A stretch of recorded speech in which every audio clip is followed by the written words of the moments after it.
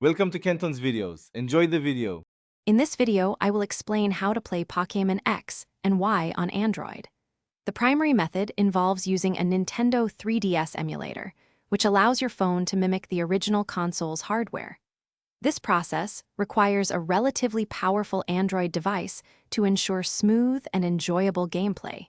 You will also need a stable internet connection to download the necessary software and game files.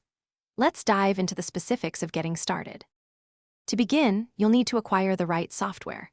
First, download a reputable Nintendo 3DS emulator, such as Citra, from its official website or a trusted app store.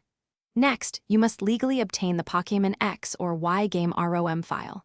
Remember, downloading copyrighted material without ownership is illegal.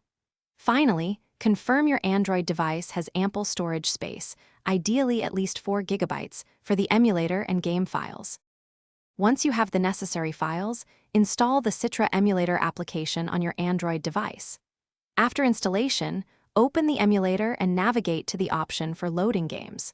Locate your Pokémon X or Y game ROM file and select it to begin playing. It is crucial to explore the emulator's settings menu. Here, you can fine-tune various options, such as resolution and frame rate, to achieve the best possible performance tailored to your phone's capabilities.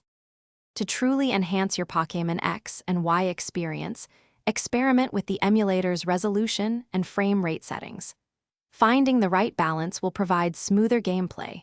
For a more authentic and comfortable experience, consider connecting an external Bluetooth controller to your Android device.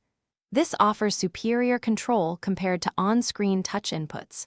Most importantly, remember to save your game progress frequently within the emulator to prevent any potential loss of your hard-earned achievements.